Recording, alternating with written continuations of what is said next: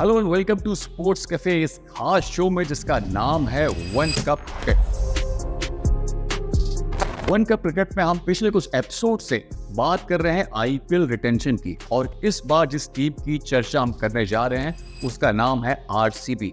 क्या आरसीबी वाला जो धब्बा लगा हुआ है, जो छवि बनी हुई है, उससे बाहर निकल पाएगी? इसके लिए जो उनका थिंक टैंक है वो बहुत कुछ विचार कर रहा है, और कहा यह भी जा रहा है कि टीम अपने आप को रिवैम्प करने के लिए तैयार है, रिबिल्ड करने के लिए तैयार है। और 2008 से जो खिलाड़ी उनके साथ बना हुआ था वो तो इस सीजन नजर आएगा, लेकिन हो सकता है कि बहुत सारे जो दूसरे बड़े नाम हैं वो इस सीजन गायब हो जाएं ऑक्शन के बाद। तो ऐसे में क्या होने वाली इस टीम की रणनीति और कौन से खिलाड़ियों को किया जाएगा रिटेन, इस पर चर्चा करने के लिए मेरे साथ मौजूद हैं अमित और गंतव्य।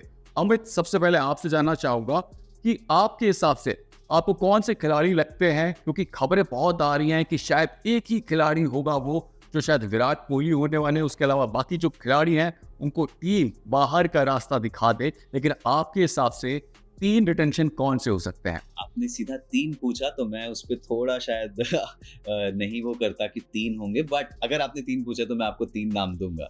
नहीं, I was just joking. I actually had 3 names in my mind, end of course बिना कोई डिस्कशन के विराट कोहली को साइड में रख देते हैं, because there is no way there will be an RCB team without Virat Kohli, so that is a definite retention for RCB.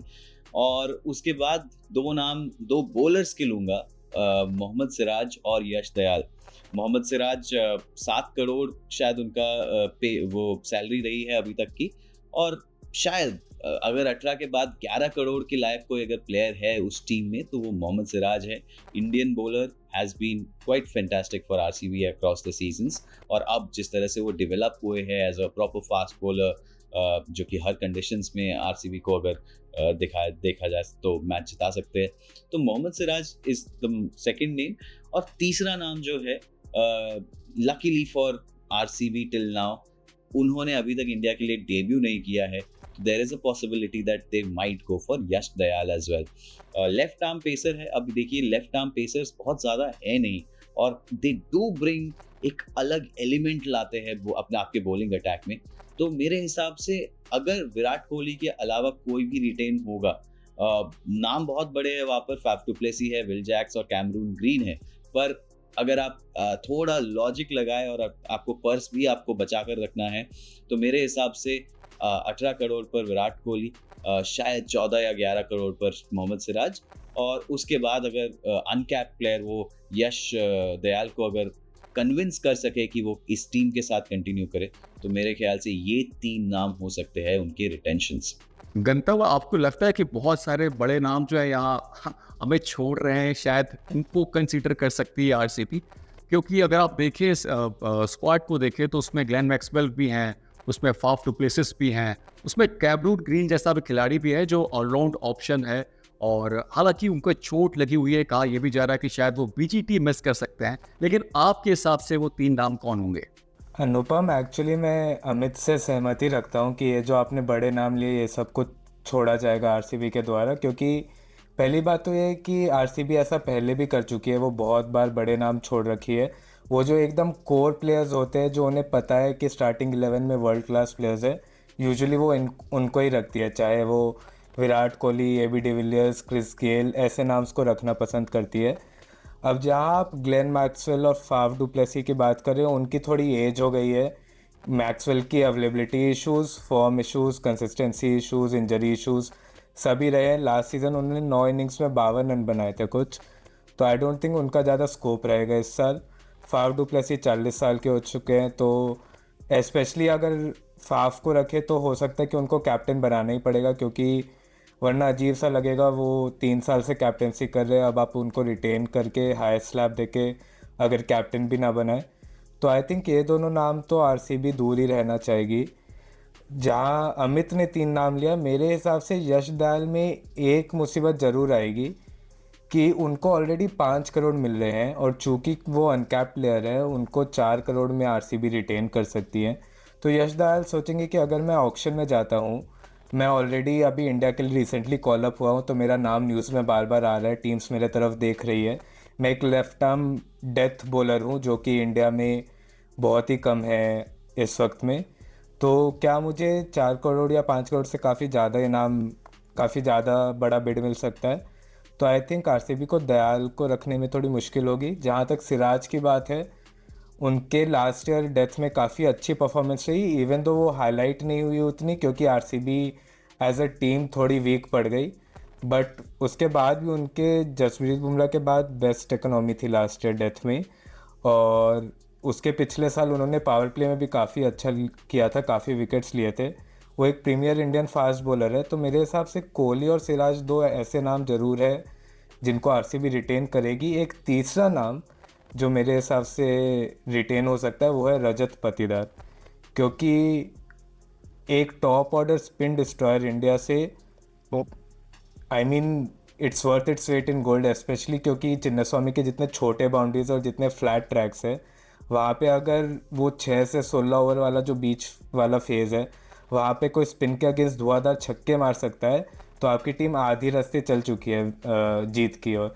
Virat Kohli जैसे एक प्लेयर की हमने देखा उसी फेज़ में थोड़ी दिक्कत रही है कि वो स्पिन के अगेंस्ट थोड़ा स्लो हो जाते हैं, तो उनको भी इससे मदद मिलेगी जब रजत रजत पाटीदार जैसे एक प्लेयर दूसरे छोर में रहेंगे।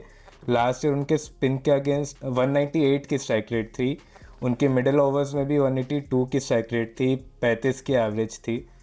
तो वो ऑलरेडी इंडिया के लिए डेब्यू कर चुके हैं, वो ऑलरेडी इंडिया के लिए खेल चुके हैं, तो आई थिंक वो 14 करोड़ के डिजर्विंग है। तो मेरे हिसाब से कोहली, पाटीदार और सिराज 3 नाम रहेंगे जो आरसीबी रखना चाहेगी अपने पास। क्योंकि गंतव्य आपने रजत पाटीदार का भी नाम ले लिया है, तो ऐसे में सवाल उठता है कि अगर राइट टू मैच वाला कार्ड का ऑप्शन मिलता है आरसीबी को, तो वो ऐसे कौन से दूसरे प्लेयर्स हो सकते हैं जिनको वो रिटेन करना चाहेंगे? जी, राइट टू मैच मेरे हिसाब से काफी इंटरेस्टिंग एक सिनेरियो जो मुझे लगता है हो सकता है is Glenn Maxwell being brought back into the side.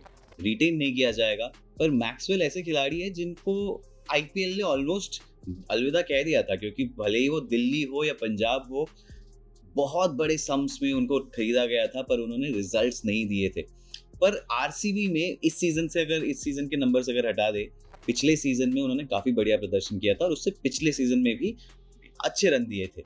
तो देयर इज अ पॉसिबिलिटी कि अगर ग्लेन मैक्सवेल को पूल में वापस डाला जाता है, उन पर कोई बड़े बिड्स नहीं लगेंगे, और अगर बड़ा बिड लगा तो शायद उनको वापस लाने की कोशिश कर सकते हैं यहाँ पर आरसीबी। और सेम हो सकता है वहां पर विल जैक्स के लिए भी, क्योंकि विल जैक्स भी एक इमर्जिंग प्लेयर है, ऑफ स्पिन का भी ऑप्शन देते हैं, ऑलराउंडर है और बहुत धुआंधार बल्लेबाज है। तो जो कि विल जैक्स को पिछले उसमें 3.2 सीआर में खरीदा गया था, तो देयर इज अ पॉसिबिलिटी कि विल जैक्स को भी राइट टू मैच यहाँ पर लाए। पर एक सवाल आप दोनों के लिए है मेरे पास, और वो ये है कि आरसीबी अगर यहाँ पर फाफ डु प्लेसी को जाने देती है, वापस कैप्टनसी का जो एक वैकेंसी है वो निकलेगी।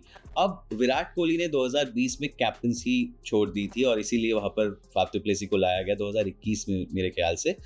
तो अब अगर फाफ डु प्लेसी को जाने दिया जाता है, तो क्या मैनेजमेंट वापस विराट की तरफ देखेगी फॉर कैप्टनसी, या शायद फाफ डु प्लेसी को रिटेन किया जाए, क्योंकि अभी सेंट लूसिया किंग्स के साथ उन्होंने ट्रॉफी जीती है और जिस तरह के वो खिलाड़ी है, जिस तरह की फिटनेस है, जिस तरह की फॉर्म है, मेरे ख्याल से शायद 2 साल तो एटलीस्ट उनके पास बाकी है in terms of his IPL game. तो आपको क्या लगता है कि कप्तानी वाला जो स्लॉट है वो कौन फिल कर सकता है? क्या नया खिलाड़ी लाया जाएगा, क्या फाफ को रखा जाएगा, क्या विराट कोहली को वापस यहाँ पर कप्तान बनाया जाएगा? मेरे हिसाब से पहले अगर हम कोहली की बात करें तो मुझे नहीं लगता कि कोहली खुद भी इंटरेस्टेड होंगे कैप्टनसी में वापस, क्योंकि ना तो अब वो इंडिया कैप्टन है तो उनको एक वो प्रेशर छोड़ के फ्रीली खेलने की भी थोड़ी आदत होगी। लास्ट ईयर भी हमने देखा उन्होंने खुद को टॉप ऑर्डर में ज़्यादा एक्सप्रेस किया जितना वो पहले करते हैं उससे। तो अगर वो वापस कैप्टनसी का बर्डन ले ले इतना लेट अपने करियर में, आई डोंट थिंक वो काफ़ी वाइज मूव रहेगा। और विराट कोहली ने पहले भी बोला है कि अब उन्हें कोई इंटरेस्ट नहीं है कैप्टनसी करने में ज़्यादा, तो आई डोंट थिंक कि विराट कोहली को वापस कैप्टनसी मिलेगी। लेकिन एक नाम जो मैं इधर रखना चाहूँगा वो है केएल राहुल का, क्योंकि बाय चांस अगर केएल राहुल ऑक्शन में अवेलेबल हो जाते हैं तो मेरे हिसाब से बैंगलोर 2 बार भी नहीं सोचेगी केएल राहुल के बारे में झपट्टा मारने में। आई थिंक वो ऑलरेडी अंदर से इंक्वायरी कर रहे होंगे क्या केएल राहुल अवेलेबल है। अगर आपने रिसेंटली देखा हो तो उन्होंने केएल राहुल और कोहली की फ़ोटो भी डाली थी बेंगलुरु बॉयज़ बोलते हुए। अब हालांकि वो एक सोशल मीडिया पोस्ट है एक बस, बट फिर भी मुझे लगता है कि आरसीबी हमेशा एक ब्रांड सेंट्रिक फ्रेंचाइजी रही है। उनके लिए सबसे इम्पोर्टेंट हमेशा रहा है कि हम एक ब्रांड बनाएं, और एक बैंगलोर का लड़का जो कि इंडिया के लिए सक्सेसफुल रहा है, जो कि आईपीएल में बड़ा नाम है, चाहे वो थोड़ी ट्रोल भी क्यों ना हुआ हो रिसेंटली, अगर उसको हम आरसीबी का कैप्टन बना पाए और वो एक रिडेम्पशन आर्क जैसा भी हो जाएगा कि आरसीबी की बहुत निंदा हुई थी लास्ट टाइम जब उन्होंने राहुल को छोड़ा था, तो एक तरीके से उनका फैंस से भी बॉन्डिंग हो जाएगा कि देखिए आपने हमको बोला कि आपने केएल राहुल को क्यों छोड़ा, बट हम उनको वापस ले आए। तो अगर उनको थोड़ी सी भी खबर है कि केएल राहुल अवेलेबल है तो आई डोंट थिंक वो फाफ के बारे में सोचेंगे या कोहली के बारे में सोचेंगे, उनका एक ही तरफ निशाना रहेगा। अनुभव, आपको लगता है ऐसा होगा? क्योंकि केएल राहुल को कैप्टनसी 2 टीमों ने दी है और दोनों टीमों के साथ उन्होंने बहुत निराश किया है। और मेरे लिए एक बड़ी यहाँ पर प्रॉब्लम ये आती है कि as a batter Virat Kohli has slowed down. पिछले कुछ सालों में देखा है, स्ट्राइक रेट के बारे में बहुत कॉन्वर्सेशन होती है, और उसी बैटिंग ऑर्डर में आप एक और ऐसे बैटर को अगर डालेंगे जो कि 125 से 130 या 135 की स्ट्राइक रेट पे खेलते हैं, आई डोंट थिंक वो 2025 के आईपीएल में एक्सेप्टेबल होगा। तो मेरे लिए वो बहुत बड़ा रिजर्वेशन है। अगर आप अनुपम, आपको क्या लगता है, क्या केएल राहुल के लिए जाएगी यहाँ पर बैंगलोर? देखिए, केएल राहुल के लिए जो बात कही गंतव्य में, उससे मैं थोड़ा रूबरू और जानता हूँ कि क्योंकि अभी जो खबरें आई हैं उसके मुताबिक ऐसा कहा जा रहा है, कुछ रिपोर्ट्स में ये भी कहा गया कि जो स्टेट गवर्नमेंट है कर्नाटका की, वो भी ये कह रही है कि जो लोकल बॉयज़ हैं, जो कर्नाटक के प्लेयर्स हैं, उन पे आरसीबी क्यों फोकस नहीं कर रही है। बट फिर एक सवाल ये उठ जाता है कि जिस तरीके का मैसेज दिया जा रहा है कि फ्रेंचाइजी सिर्फ विराट कोहली को रिटेन करना चाहती है, जो उनके साथ शुरुआती सीजन से बने हुए हैं, जो वहाँ के ब्रांड एम्बेसडर हैं, और उनको ही रिटेन करेंगे। लेकिन अगर ऐसा होता है तो मुझे नहीं लगता कि केएल राहुल को पिकअप करने के बाद केएल राहुल को फिर कैप्टन बना दिया जाएगा और फिर विराट कोहली उनके अंडर में खेलेंगे। या तो फिर विराट कोहली को कैप्टन बनाया जाए और केएल राहुल आए टीम में और एज ए वाइस कैप्टन खेलें, वो शायद चांसेस हैं। नहीं तो बेटर ये रहेगा फाफ डु प्लेसिस, जैसे आपने पहले कहा कि अच्छे खिलाड़ी हैं, फिट रहते हैं, और बेशक उनकी 40 साल की उम्र हो गई है, लेकिन एक सवाल हमेशा रहता है कि कितने लंबे समय तक वो अपनी सर्विस दे पाएंगे अगर रिटेन किए जाते हैं।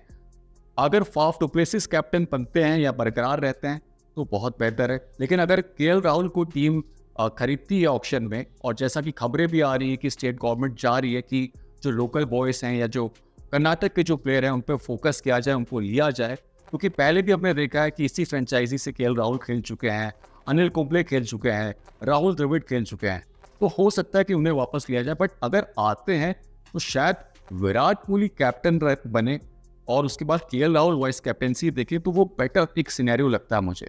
और मेरा तो थोड़ा कंसर्न ये भी है कि वैसे ही Bengaluru is one of, I mean, बहुत बड़ा फैन बेस है, पर ट्रोल भी बहुत होती है इतने सालों से कप ना जीतने के लिए।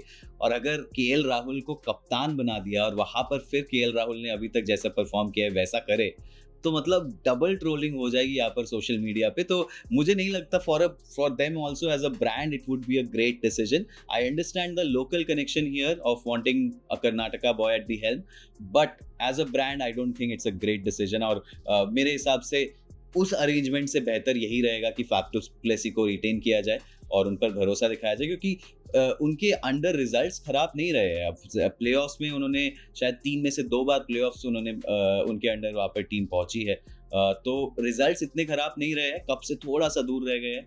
लेकिन KL Rahul I highly doubt would be a great choice here.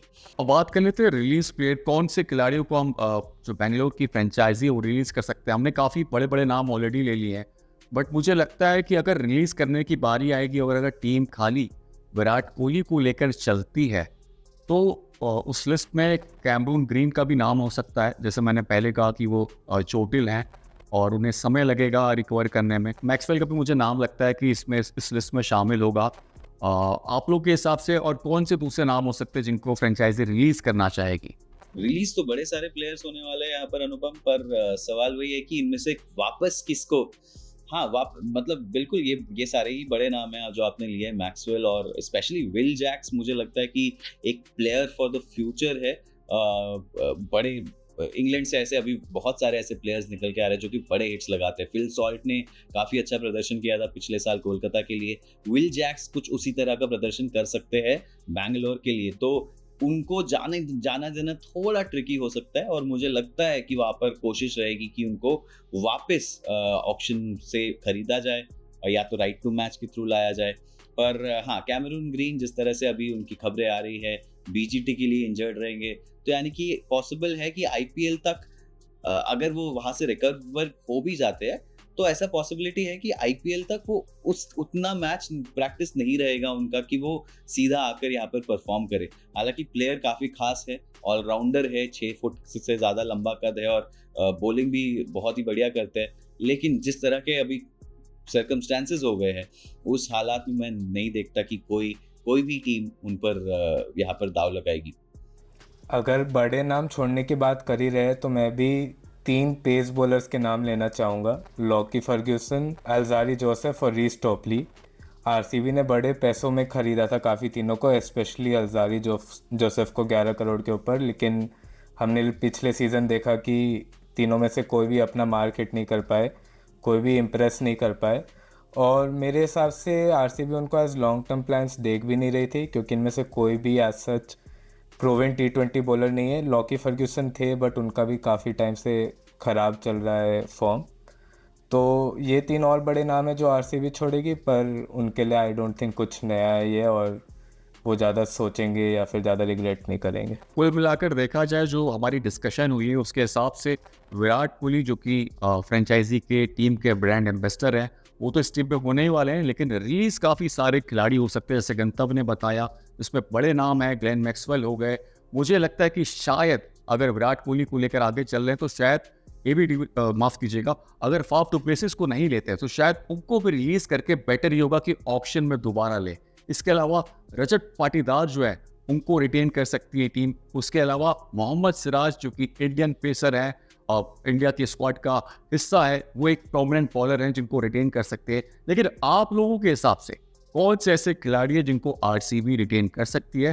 क्या आप भी हमारी तरह सोचते हैं कि शायद विराट कोहली वो खिलाड़ी होंगे या वो चेहरा होंगे जो आरसीबी को फिर से एक बार लीड करेंगे? एक बार हमें कमेंट करके जरूर बताइए। हम फिर मिलेंगे एक नई रिटेंशन के साथ, एक नई टीम के साथ। तब तक हम सभी को दें इजाज़त।